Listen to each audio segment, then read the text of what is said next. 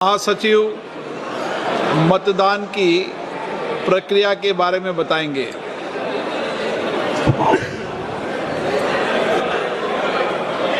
माननीय सदस्यों का ध्यान स्वचालित मतदान रिकॉर्डिंग प्रणाली का संचालन करने से संबंधित बिंदुओं की ओर आकर्षित किया जाता है। ബിജെപി നേതൃത്വത്തിലുള്ള നരേന്ദ്രമോദി സർക്കാരിന് കനത്ത തിരിച്ചടി നൽകിക്കൊണ്ട് ലോക്സഭയിൽ ഡീലിമിറ്റേഷനുമായി കൂട്ടിക്കെട്ടിയുള്ള വനിതാ സംവരണ ബിൽ പ്രതിപക്ഷം വോട്ട് ചെയ്ത് പരാജയപ്പെട്ടത്. 2/3 ഭൂരിപക്ഷമില്ലാത്തതിനാൽ മോദി സർക്കാരിന് നാണം കെട്ട് മുഖം കുനിക്കേണ്ടി വന്നു.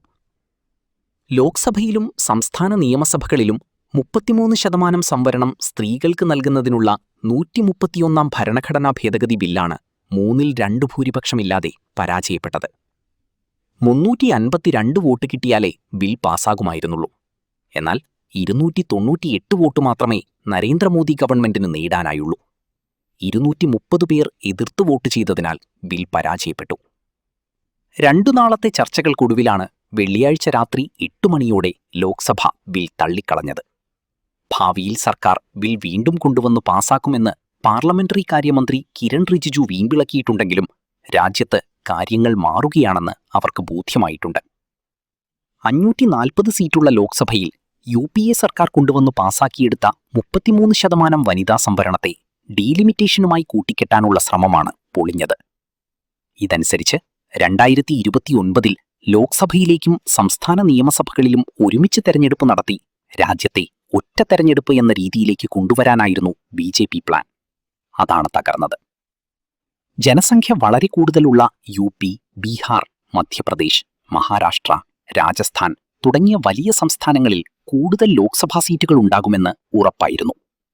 അങ്ങനെയെങ്കിൽ കൈവിരലിൽ എണ്ണാവുന്ന സംസ്ഥാനങ്ങളിൽ നിന്ന് ലഭിക്കുന്ന സീറ്റുകളുടെ ബലത്തിൽ കേന്ദ്രത്തിൽ ഭരിക്കാമെന്ന ഹുങ്കാണ് തകർന്നത്.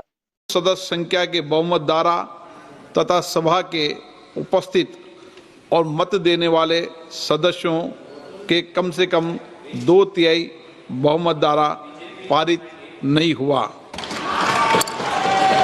अब इस संविधान संशोधन पर विधेयक पर आगे की कार्रवाई करना संभव नहीं है। अतः संघ राज्य क्षेत्र विधि संशोधन विधेयक 2026 तथा परिसीमन विधेयक 2026 के संबंध में आगे की कार्रवाई पर निर्णय लेना है, which are intrinsically interrelated with the Constitution Order 31st bill.